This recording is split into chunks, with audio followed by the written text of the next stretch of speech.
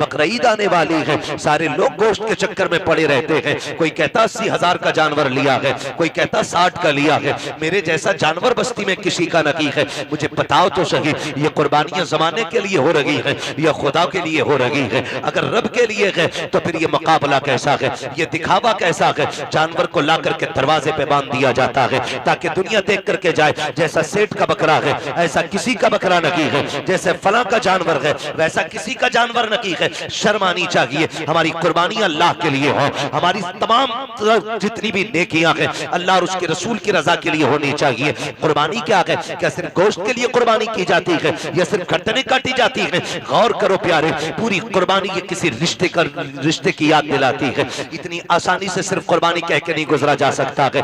आप देखो तो सही तारीख का ये बाप पलटो, लोग हज करने के लिए जाते हैं, सफा मरवा की सही ये माँ बाप की और औलाद के रिश्ते की याद दहानी है। आप देखें जमजम आप पिएंगे तब भी तुम्हें माँ और बेटे का रिश्ता दिखाई देगा। आप जाएंगे जब शैतान को कंकर मारेंगे वहां भी तुम्हें बाप बेटे का रिश्ता दिखाई देगा। जब गर्दन पे छुरी चलाते हो जानवर की, गौर से देखना वहां भी बेटे का बाप का रिश्ता नजर आएगा। ये रिश्ता कितना अजीम है रब की बारगाह में। आप गौर तो करो प्यारे, आज हम ये समझ लेते हैं क्या किया दुनिया के बाप पालते हैं, हमारे बाप ने पाला तो कौन सा बड़ा काम कर दिया। हम नादान है, गलत कह रहे हैं इस बात को। उनसे पूछो जिनके पास बाप का साया नहीं है। जमीन कितनी तंग नजर आती है, खुशियां कितनी महदूद हो जाती है जब सर से बाप का साया चला जाता है। खुदा की कसम अगर बाप होता है तो पता नहीं चलता जवानी कब आ गई है, और अगर बाप चला जाता है तो फिर जवानी मुश्किल से मैसर हुआ करती है। जिस उम्र में पस्ते और किताबें होनी चाहिए उस उम्र में हाथों में औजार आ जाते हैं, मैकेनिक बना दिया जाता है, होटलों के बर्तन आ जाया करते हैं।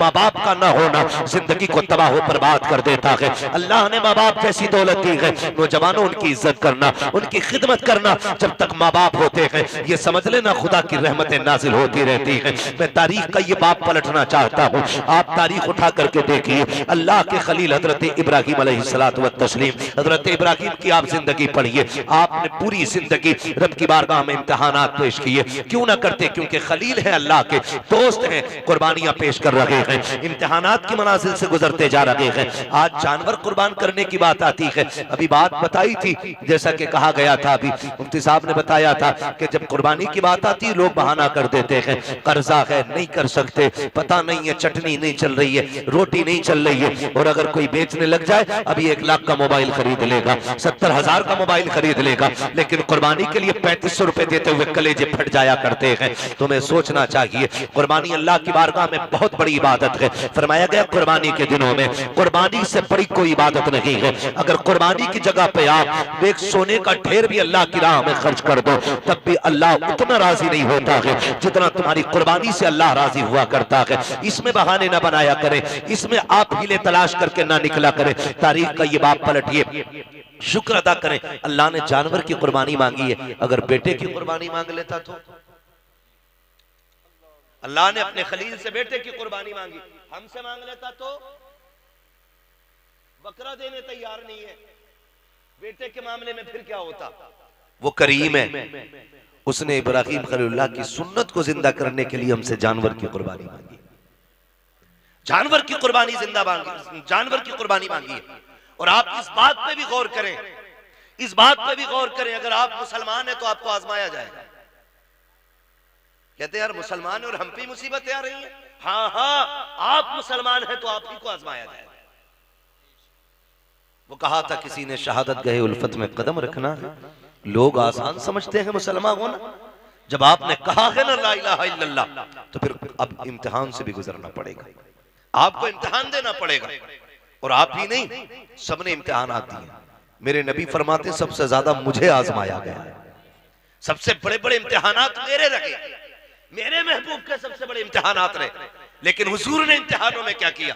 तारीख गवाह है, किसी ने पत्थर मारे मेरे हुजूर ने बदले में पत्थर नहीं मारा, किसी ने सितम किए तो हुजूर ने बद्दुआ नहीं की। मक्के से निकाले गए लेकिन हुजूर ने कभी बद्दुआ के लिए हाथ नहीं उठाए, यहां तक कि ताइफ में पत्थर लगे हुजूर के हाथ उठ गए। हाल क्या था? जूतियां खून से भरी हैं, बदन कपड़े खून से शराबोर है, चेहरे से खून बह रहा है, लेकिन हाथ उठे तो यही कहा था मालिक इन्हें अजाब न देना, इन्हें बख्श दे, मालिक इन्हीं की नस्ल से दीन के अलम बरदार पैदा फरमा दे। ये हमारे हौसले हैं, ये हमारे मामलात हैं। जरा से इम्तिहानात आ जाएं, लोगों को कलेजे फट जाते हैं। हम मुसलमान हैं, हम पे ये सितम हो रहा है, हम मुसलमान हैं, हम सताए जा रहे हैं, कहाँ है अल्लाह की मदद नहीं आती, कब आएगी अल्लाह की मदद। ओ भाई, इम्तिहान की घड़ियां हैं, इनको जरा संभल के पार करना है। जो इम्तिहान में पार हो जाता है, इम्तिहान पास कर जाता है, समझ लेना दुनिया भी कामयाब है, आखिरत भी कामयाब है। कैसे कैसे आजमाया जाता है, यही अल्लाह के खलील हैं। आपको कैसे आजमाया गया, जंगल में रखा गया, अल्लाह के खलील ने सब्र किया, फिर क्या किया गया, लोगों ने बहुत सताया, परेशान किया, आपने बुत तोड़े, लोग दुश्मनी पे आमादा हो गए, यहाँ तक के नारे अमरूद को तैयार किया गया। आग इतनी तेज थी कि परिंदा कोई ऊपर से गुजरता तो वो गिर जाया करता था और मर जाता था उसकी तपिश से। अल्लाह अकबर, तारीख का ये बाप पलटते चले और देखते चले। जब उसी नमरूद की आग में डालने की बारी आई, हजरत जिब्रील अमीन ने आके कहा था, इब्राहिम रब के खलील हो, मैं रब की बारगाह तक जाता हूँ, अगर कोई जरूरत हो तो बताएं। आप मंजनीक के अंदर रखे हुए हैं, ये नहीं कहा था जिब्रील देखो सामने आग है, मैं मंजनीक में हूँ, कहा था कि मैं जानता हूँ, मेरा रब भी जानता है, मुझे कोई जरूरत नहीं है। कहा फिर अपने रब ही से कह दो, कहा जो सब जानता है उससे कहने की जरूरत क्या है, जिसमें वो राजी है उसमें मैं राजी हूँ। ये कह के आप राजी हो गए। जब नारे नमरूद में डाला गया, अल्लाह ने आग को ठंडा होने का हुक्म दिया, आग ठंडी और सलामती वाली हुई। आप नारे नमरूद में रखे, बाहर तशरीफ लेकर के आए। उसके बाद फिर आप हजरत सारा के साथ अपना वतन छोड़ देते हैं। बहुत लंबा वाकया है, बादशाह ने पकड़ा। फिर उसके बाद बदले में आपको हजरत हाजरा भी तोहफे में पेश की गई। हजरत हाजरा से आपने निकाह किया। जब कोई औलाद न थी, अल्लाह ने हजरत हाजरा से एक बेटा अता फरमाया। जब एक बेटा पैदा हुआ, आपकी मोहब्बत ज्यादा हो गई, फरिश्ते बातें करने लगे, मालिक ये तेरा खलील है, तेरा दोस्त है, लेकिन अपने बेटे से बहुत ज्यादा प्यार करता है। रब ने फरमाया, इब्राहिम का जी रब जलील का बेटे को अपने आप से दूर कर दो। कहा क्या करना है मालिक, कहा ऐसी वादी में छोड़ के आओ जहां पे कोई आबादी ना हो। हजरत इब्राहिम खलीलुल्लाह ने बेटे को लिया, आज वहां लेकर के आए जहां आज काबा मौजूद है। उस जमीन पे बीवी बच्चे को लेकर के आए। तारीख का ये बाप बड़े सुनहरे अल्फाज में लिखा हुआ है, बहुत गौर से सुनना प्यारे, और जाकर के बहन बेटियों को भी ये बाप सुनाना। हजरत इब्राहिम खलीलुल्लाह जब उस जंगल में आए जहां पे दरख्त का साया तक नहीं था, हरियाली तक नहीं थी, काले पत्थरों की पहाड़ियां हैं, दूर दराज तक कोई नहीं है। अल्लाह के खलील ने बीवी बच्चे को जब छोड़ा है और छोड़ के जाने लगे हैं,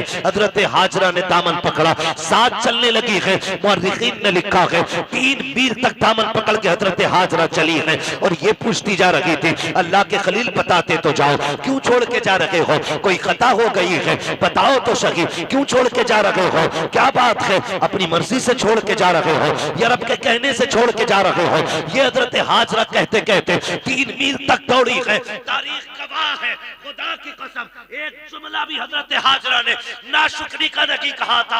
आज शौहर अगर बीवी के पसंद के कपड़े न लाता है तो फिर बीवियां बिगड़ जाया करती हैं। कहती तुम्हारे घर में सुकून नहीं मिला है, जब से तुम्हारे घर में आई हो मुझे मिला कि क्या है, इस तरह के ताने दिया करती हैं। ए मेरी बेटी, मेरी बहन, कान खोल के सुन लेना, तेरी जन्नत तेरे शौहर के कदमों में रखी गई है। तू लाख सजदे कर ले, लाख नवाफिल पढ़ ले, अगर तेरा शौहर तुझसे नाराज है तो खैरियत नहीं है। अगर तेरा शौहर 2 पैसे की चीज लेके आता है, उससे चेहरा बिगाड़ के बात ना कर, उसका मुस्कुरा के इस्तेमाल करना। तू नहीं जानती है कि तेरे शौक तो इतने हैं कि शौहर की कमाई उतनी नहीं है। लंबी लंबी लिस्टें बना के दी जाती है, मुझे 7,000 का जोड़ा चाहिए, 8,000 का जोड़ा चाहिए। मेरी बहन तो कनीज़े फातिमा ज़हरा है, तेरे लिए जन्नत में महल्लात तैयार किए गए हैं, जन्नत में जन्नती लिबास तेरे लिए है। फकत इतना करना है, तुझे अपने शौहर की रजा में राजी रहना है। तू कौन है, तेरी औकात क्या है, ना तू वली की बेटी है, ना तू नबी की बेटी है, ना तू नबी की बीवी है, ना तू वली की बीवी है।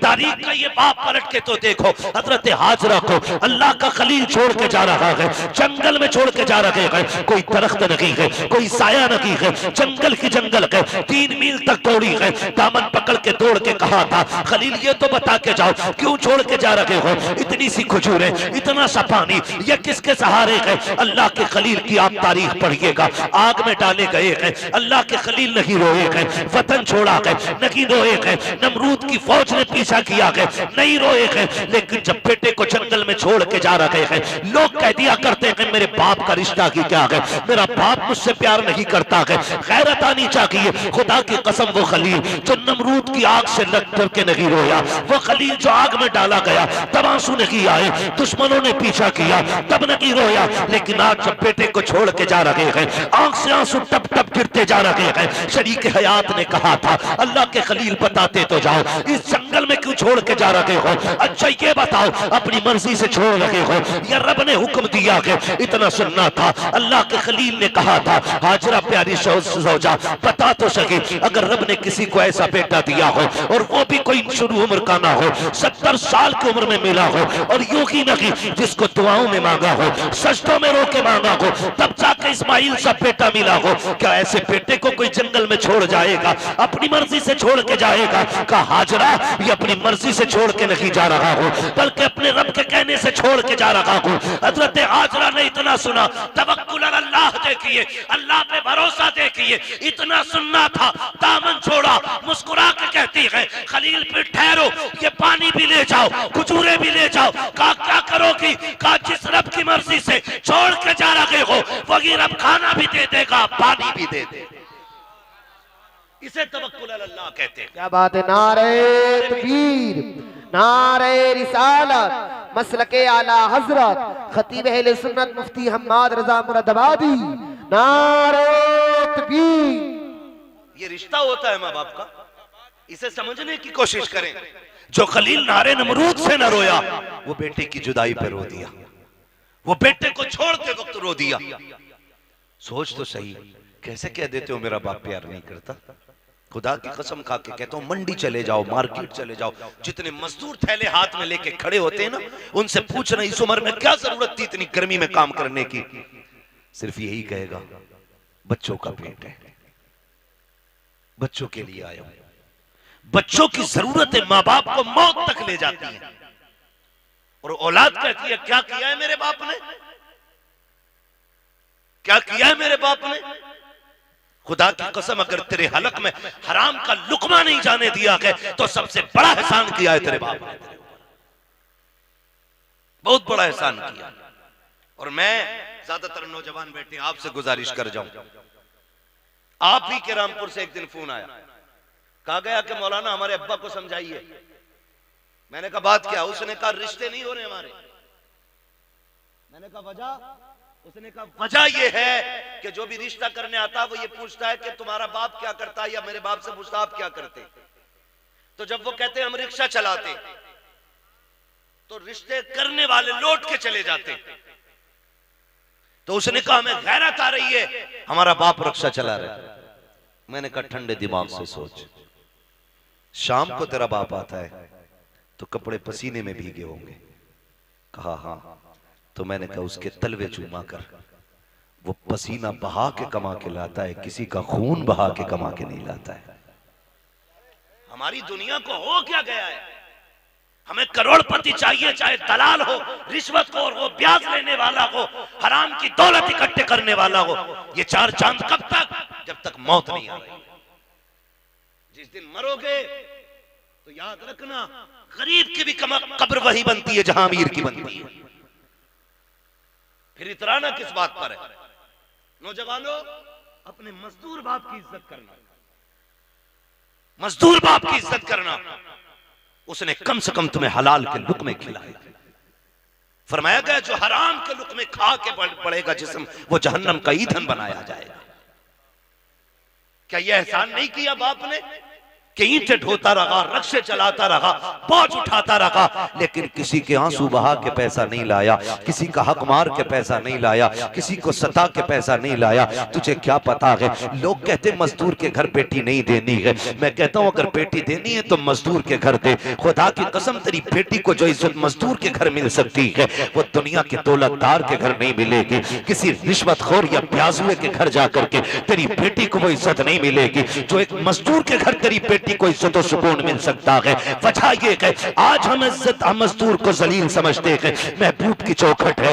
एक गरीब सहाबी आए, आका करीम को सलाम पेश किया, अर्ज करते हैं या रसूल अल्लाह, आज माशरा बहुत बिगड़ता जा रहा है, क्या बात है? आका हम मजदूर डिपार्टमेंट से ताल्लुक रखते हैं, हमारी मजदूरी नहीं दी जाती है, लोग पैसा मार लेते हैं, आका हमें कई कई दिन तक धक्के दिए जाते हैं। मेरे नबी ने इतना सुना उठ के खड़े हो गए, फरमाया मुसाफा नहीं करोगे? कहते हैं या रसूल अल्लाह, हाथ ऐसे नहीं है जो आपके हाथ में दिए जा सके। क्या बात है? काका इन हाथों से मजदूरी करता हूँ, हाथों में छाले पड़े हैं, फेटे हैं, कहाँ आप जैसे आपके गुलाब जैसे हाथ, कहाँ मेरे ये सख्त हाथ। आका खैरत आती है आपके हाथ में हाथ देते हुए। मेरे नबी ने उसके हाथ देखे, फरमाया ला तेरे हाथों को बोसा दे दो। इतना सुनना था, मजदूर की आंख में आंसू आ जाते हैं। या रसूल अल्लाह, आप बोसे की बात करते हैं, यहाँ मजदूर को बगल में बैठा के कोई पानी नहीं पिलाता है, यहाँ साथ बैठा करके कोई एक प्लेट में खाना नहीं खिलाता है। आका आप हैं कि चूमने की बात कर रहे हैं। मेरे नबी ने इतना सुना,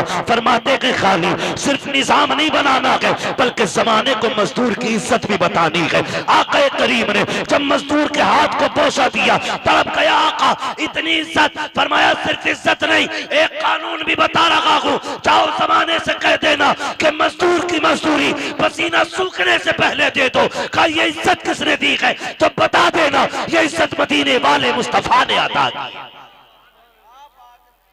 हम मजदूर को हिकारत से देखते हैं, और मेरे नबी ने फरमाया लो एक इज्जत का ताज और दे रहा हूं। हुजूर कौन सा? फरमाया अल कासिबु हबीबुल्लाह, जो मेहनत मशक्कत करके कमाएगा, कयामत में अल्लाह उसे अपने हबीबों की सफ में जगह अता फरमाएगा। तो कम से कम इतना ख्याल करें नौजवानों, हम तो अपने बाप की मेहनत का ख्याल करें। अगर ये दुनिया वाले हमें मजदूर का बेटा कहते हैं तो कहने दें, हमें उस बाप की इज्जत करनी है जिसने चौक में गालियां खा के, मजदूरी पे धक्के उठा के हमें पाला है। तुमसे तो कम से कम इतनी तवक्को होगी उस बाप को कि कोई इज्जत करे ना करे, मेरा बेटा तो इज्जत देगा ना। अगर वही औलाद उसे जलील करने लगे तो बताओ वो जी के क्या करेगा? क्या करेगा वो जी के? जब वही औलाद उससे कहती हो कि तुझे टुकड़े डालने से बेहतर है कुत्ते को टुकड़े डाल दिया जाए, क्या करेगा वो बाप जी के? उसे हार्ट अटैक नहीं आएगा? उसे हार्ट अटैक नहीं आएगा? वो रोएगा नहीं अपनी कमनसीबी पे? क्या वो भूल गया होगा उन दिनों को जब तुझे गोद में उठा के वो गली गली फिरता रहा? मुझे बताओ, तुझे सर्दियों में बुखार आया, बाप ने सारे कंबल तुझे उड़ाए, खुद ठंडी में ठिकरता हुआ मंडियों के, गलियों के, बाजारों के, हॉस्पिटलों के चक्कर लगाता रहा, खुद मर गया लेकिन बेटे को जिंदगी दे गया। लाजिम है हर बेटे पे अपने माँ बाप की इज्जत करे, अपने माँ बाप की इज्जत करे। पढ़े तारीख, आप कभी ये नहीं कह सकते अपने बाप से आपने क्या किया मेरे लिए। खुदा की कसम, जितना एक बाप कर देता बेटे के लिए, कोई तुम्हारे लिए उतना नहीं कर सकता। मैं तो चैलेंज के साथ कहता हूं, एक बाप को तोलने के लिए ना खुदा की कसम जिंदगियां कम पड़ जाएंगी, लेकिन बाप की मशक्कतों का अंदाजा नहीं लगाया जा सकता। आप भी जानते हैं एक आदमी को अपना पेट पालने में कितनी मुश्किल आ सकती है। कोई मुश्किल बात है एक आदमी को पेट पालना? कोई मुश्किल बात नहीं है, और कोई मशक्कत भी नहीं। अकेला बंदा कहीं भी खा पी के गुजारे कर लेता है, लेकिन दुनिया भर की सहूलतें बाप औलाद के लिए उठाता है, औलाद के लिए उठाता है। बेटा पैदा हो मीठा तकसीम करता है, जवान हो जाए तो निकाह की तैयारियां करता है। हाँ, आप देखें ना मास्टर इरफान साहब, इन्होंने इतना खर्च किया। मैं कहता हूं कि अगर और इनका बेटा ना इनकी दवा के लिए सिर्फ इतना खर्च कर देना जितना आज इन्होंने किया अपने बच्चों के लिए, तो शायद बड़े सुखी रहेंगे। लेकिन हम भूल जाते हैं, हम अपने बाप की दौलत को अपनी समझते हैं, लेकिन अपनी दौलत को बाप की दौलत नहीं समझते। ये कड़वी सच्चाई। जो बाप कमाता रहा है, तुम अपनी मर्जी से फर यारों में उड़ाते रहे, फर उड़ाते रहे। अब्बा आज मेरा बर्थडे है, अब्बा आज मैं पास हूं, यारों को पार्टी देनी है। वो कैसे कमा के लाता रहा उसने तुमसे नहीं बताया। जो तुम मांगते रहे वो देता रहा। उसने बुढ़ापे में इतना कहा था, बेटे खांसी बढ़ गई है, एक सिरप चाहिए। तुमने मुंह बिगाड़ के कहा तुम्हारे खर्चे उठाऊं या औलाद के खर्चे उठाऊं? लोग कहते हैं बाप उस दिन मरा जिस दिन सांसें रुकी। मैं कहता हूं नहीं, ये तो उस दिन मर गया था जिस दिन बेटे ने हाथ रोक लिया था, उसी दिन बाप मर गया था। खुदारा बदलो अपने आप को, अपने बाप की इज्जत किया करो। और दुनिया में तुम्हारे बाप को कोई इज्जत नहीं देता, तुम इज्जत दे के बताओ कि तू किसी की नजर में जलील होगा, लेकिन मेरी नजर में तेरी इज्जत एक बादशाह से ज्यादा है। ये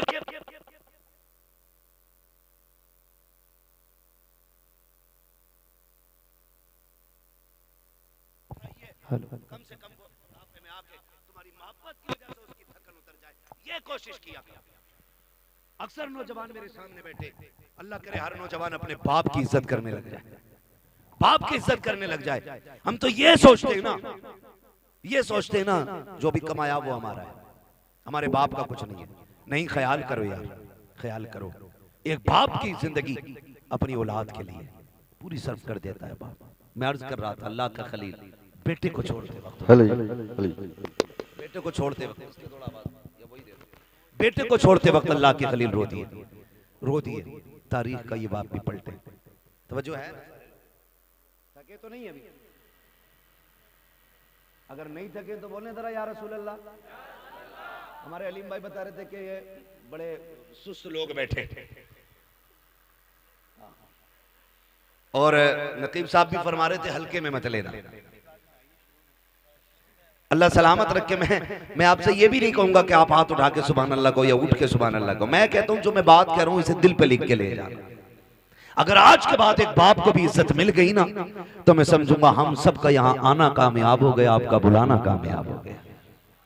बस यही कोशिश रहती है।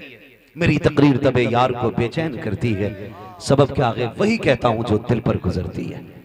मुझे बहुत दूर से बुलाया है, मैं बज़ाहिर तो मुरादाबाद का हूं, और लेकिन पूछा मुफ्ती साहब क़िबला से, अपने भी घर आना पड़ता तो जहाज से ही आना पड़ता है। हाँ, बिना फ्लाइट के अपना घर भी मैसर नहीं होता है। अल्लाह ने ये ड्यूटी लगा रखी है, जब तक वो चाहेगा ये नौकरी अंजाम देते रहेंगे।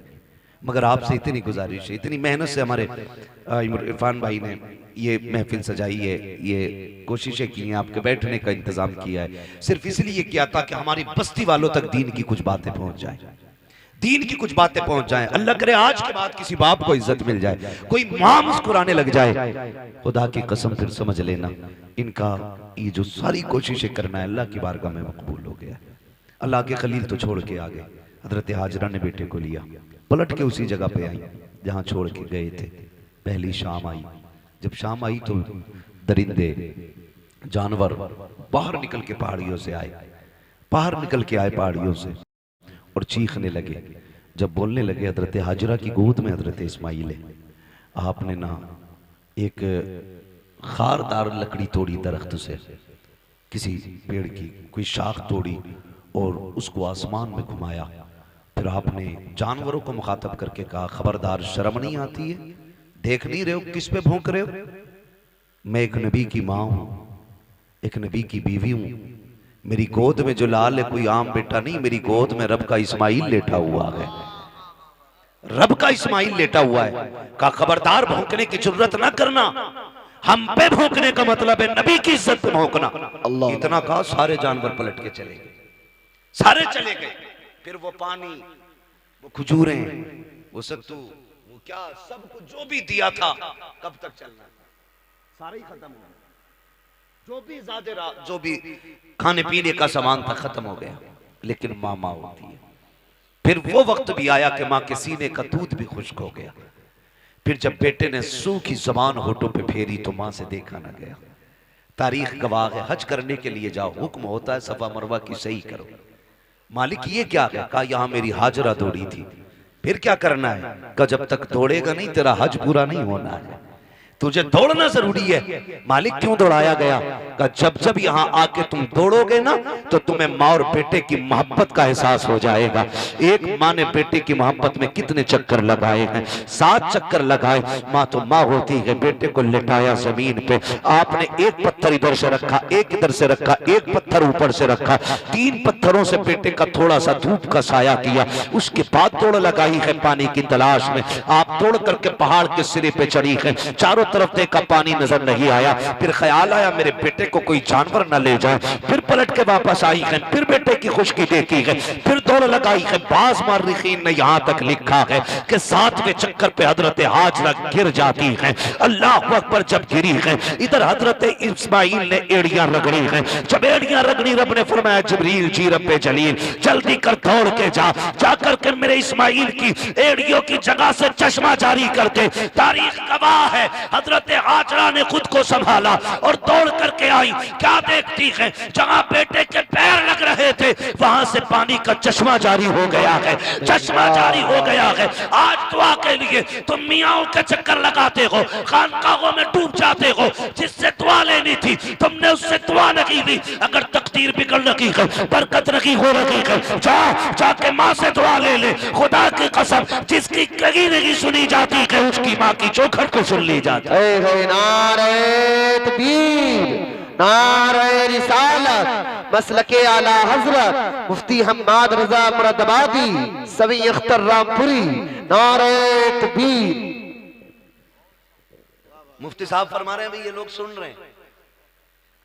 तो मैं तो ये समझता हूं कि अगर दिल हुजूर से लग जाए तो फिर महफिलों से लोग उठा नहीं करते। वाह वाह वाह, बहुत। हाँ, और अगर महफिल में दिल लगने लग जाए तो समझें कि हुजूर की नजर करम हो गई है, हुजूर की नजर करम हो गई है। हुजूर आपकी तरफ नजर करम फरमा चुके हैं। बस मैं आपसे इतनी गुजारिश करूंगा, फरमाया गया या अय्युहल्लज़ीना आमनू उदखुलू फिस्सिल्मी काफ़ा, ए ईमान वालों पूरे पूरे इस्लाम में दाखिल हो जाओ, पूरे पूरे दाखिल हो जाओ। अल्लाह तौफीक दे। कुर्बानी आ रही है तो सारे लोग कोशिश करें, कुर्बानी करें। जिन पर वाजिब है करेंगे इंशाअल्लाह, जिन पर वाजिब है करेंगे इंशाअल्लाह। उम्मीद है जितने नौजवान बैठे हैं, जो भी साहिब निसाब होंगे इंशाअल्लाह वो कुर्बानी जरूर करेंगे। हाँ, अल्लाह ताला हमें अपनी सच्ची मोहब्बत अता फरमाए। और थोड़ा सा एक ख्याल करें, एक पैगाम आखिर में चलते चलते मैं ये भी दे दूं।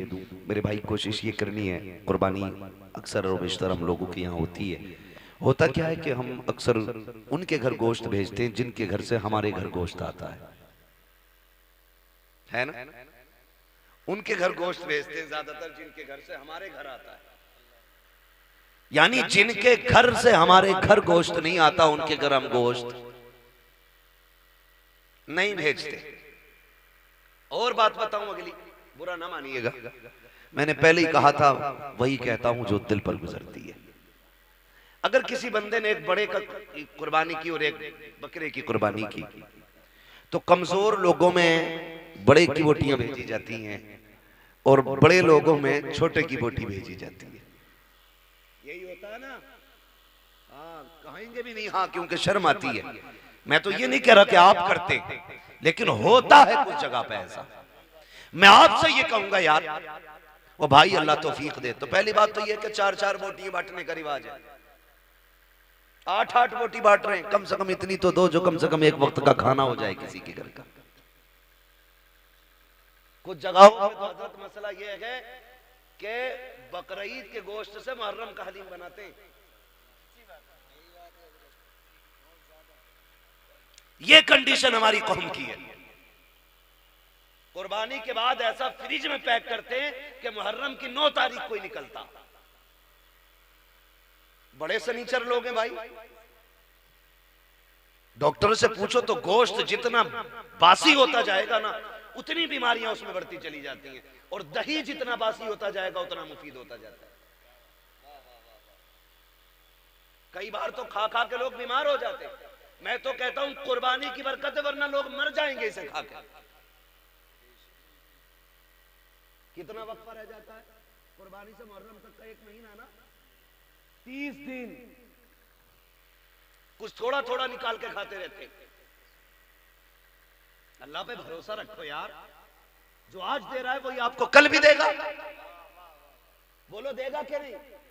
अच्छा, आपने देखा होगा कि ये जो परिंदे उड़ते हैं रोज सुबह सुबह, शाम को जब आते हैं कुछ बचा के लाते हैं या खाली खा के आ जाते हैं?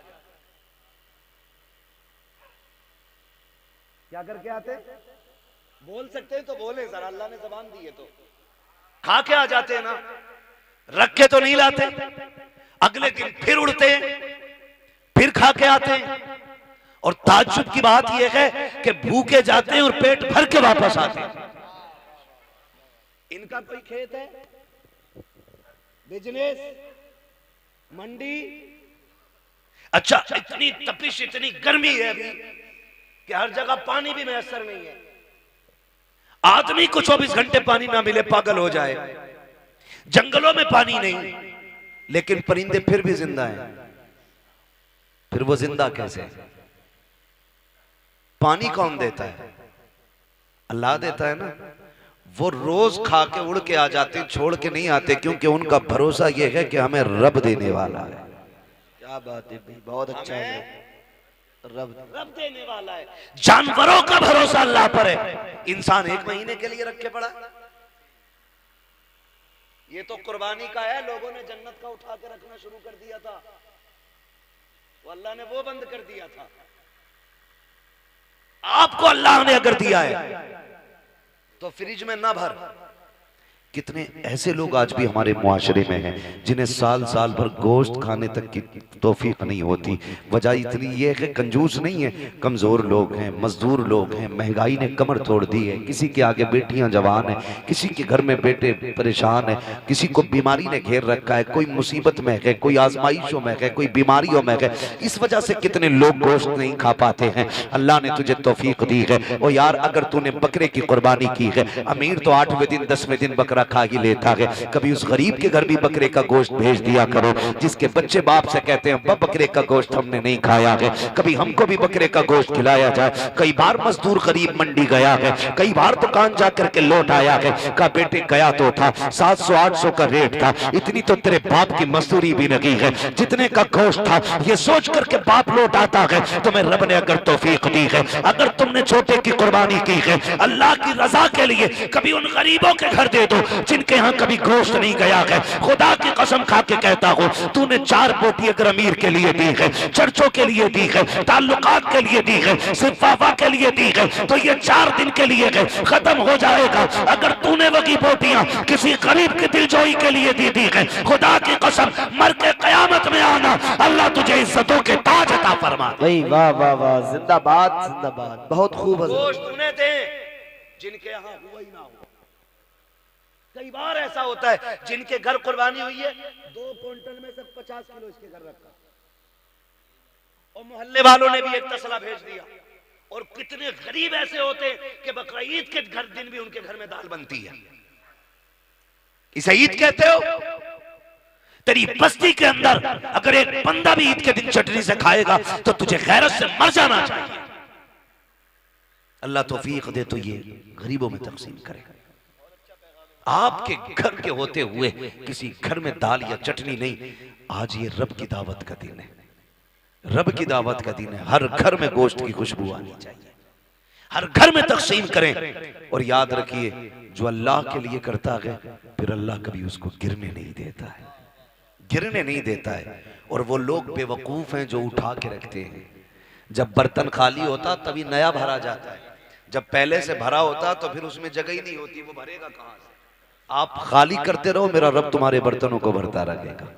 जो खर्च करना नहीं जानते उन्हें कमाइयों का भी तरीका नहीं आता है। कमाई का भी तरीका उन्हीं को आता है जो खर्च करना जानते हैं।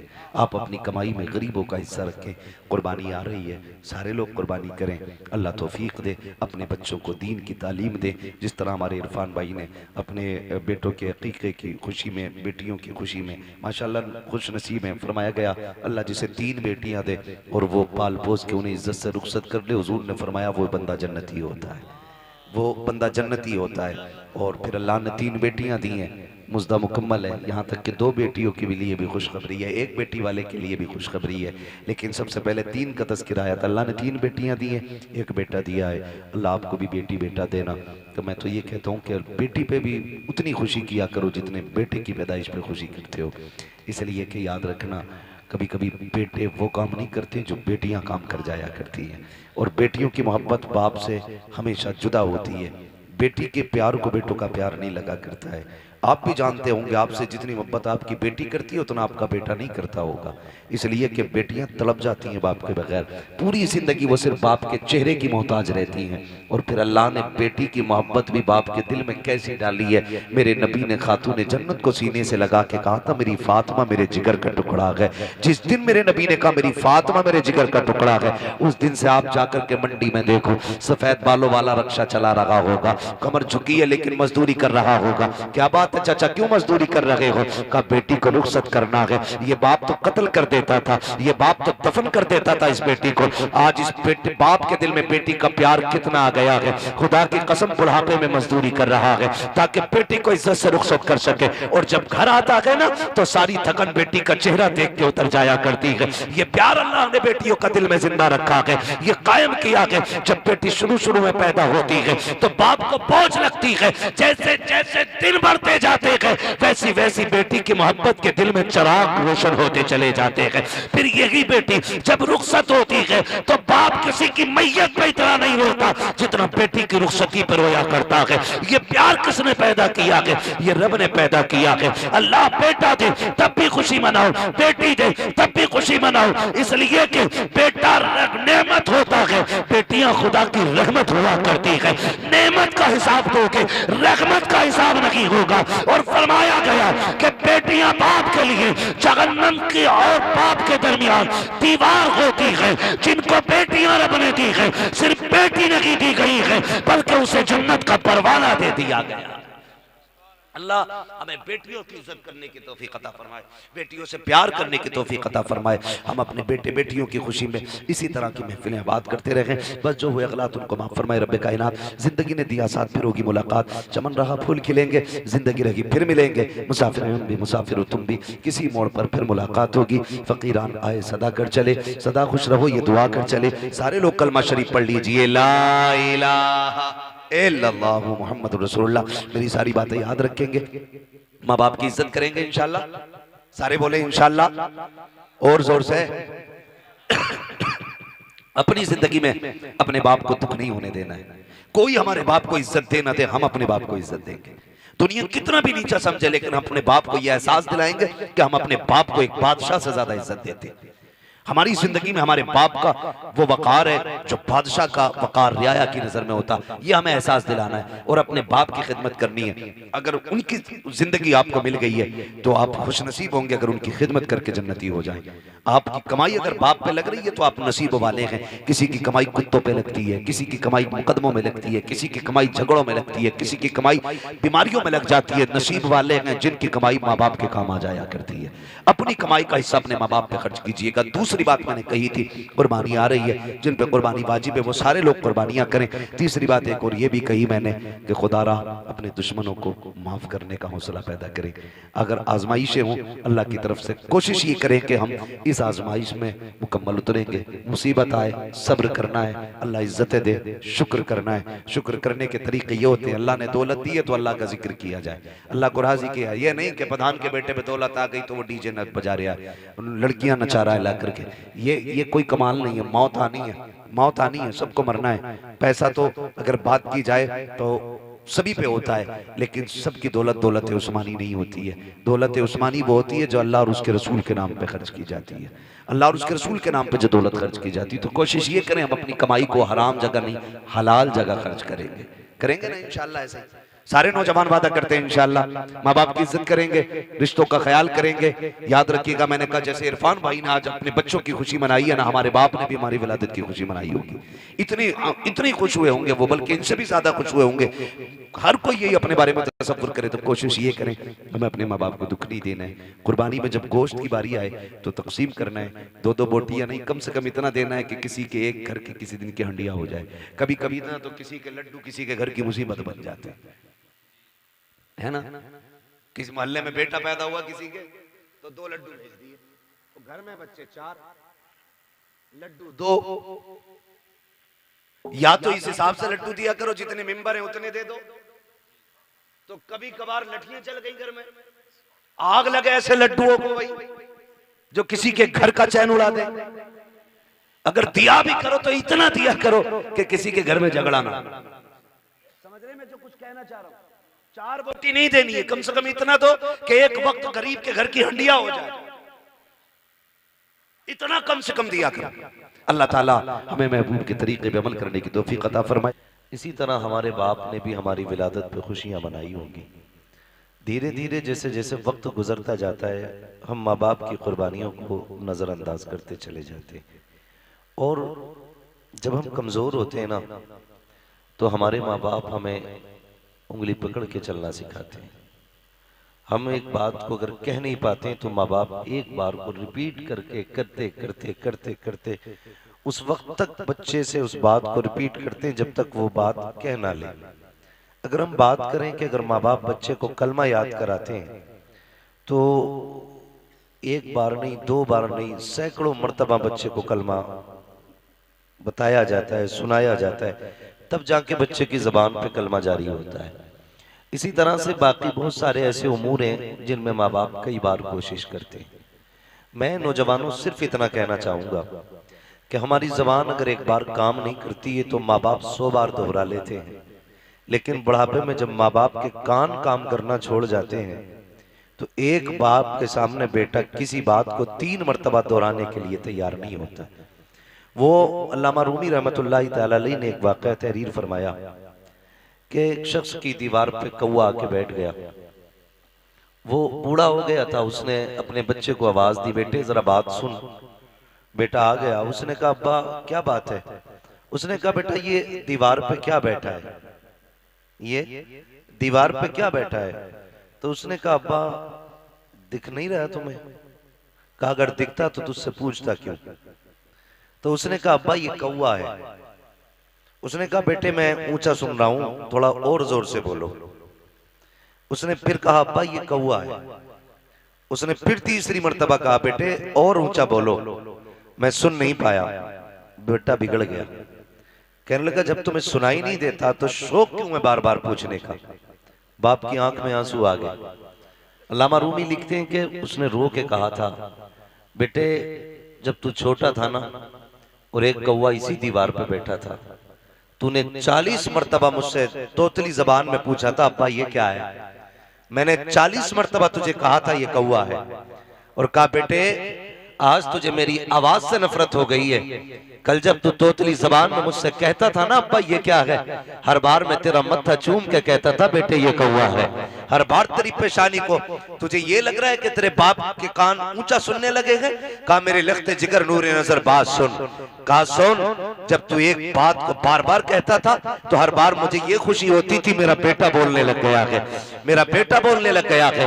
नौजवानों में कहना ये चाहता हूँ हमारी विलादत पे हमारे बाप को कितनी खुशी होती है, हमारी पैदाइश पे कितनी खुशी होती है। हमारी विलादत हुई, बाप ने मीठा तकसीम कराया, लड्डू बनाए गए, पूरे मुआशरे में तकसीम किए गए, मेरा बेटा पैदा हुआ है, मेरे घर के अंदर शहजादा आया है। आपसे मैं इतना कहना चाहता हूँ अगर बाप को इतनी खुशी होती है तो फिर बेटे बाप की मैयत की दुआएं क्यों मांग रहे हैं? अगर बेटा बीमार हो जाता है तो बाप कहता फिरता है साहब दुआ करना अल्लाह बेटे को जिंदगी दे दे, बेटा लंबी उम्र पा जाए। अगर बेटा बीमार हो जाता है बाप रोता फिरता है मेरे बेटे की लंबी उम्र की दुआएं की जाएं। मगर अफसोस की बात है अगर बाप बीमार होता है तो बेटा कहता फिरता है मौलाना दुआ कीजिएगा ताकि बाप की मिट्टी अल्लाह को प्यारी हो जाए। अब अच्छे नहीं लगते हैं, अब परेशानी ज्यादा है, अब देखा नहीं जाता है। ये किस्मत की खराबी है जब बाप की मौत मांग रहे हो। अल्लाह तौफीक दे तो बाप की जिंदगी मांगा करो, लंबी उम्र मांगा करो। तुम नहीं जानते हो अगर तुम्हें यह लगता है इसकी खांसी से घर का माहौल बिगड़ रहा है, इसकी आवाज से घर का माहौल बिगड़ रहा है तो गलत सोचते हो। खुदा की कसम अगर ये बीमार बिस्तर पे पड़ा है इसके हाथ उठते हैं खुदा की रहमतें बरस जाया करती हैं, इसकी जबान चलती है खुदा की तरफ से बरकतें आ जाती हैं। इसके लिए मौत ना मांगा करो, अगर मांग सकते हो इसके लिए जिंदगी की खैरात मांगा करो, जिंदगी की भीख मांगा करो। भूल गए हैं हम लोग, हमें शायद ये रिश्ते याद नहीं है। लोग तड़प जाते हैं, कहते हैं कि मेरा बाप अच्छा हुआ चला गया, गया तो घर खाली हो गया। शर्म आनी चाहिए, ये रिश्ते रब को कितने प्यारे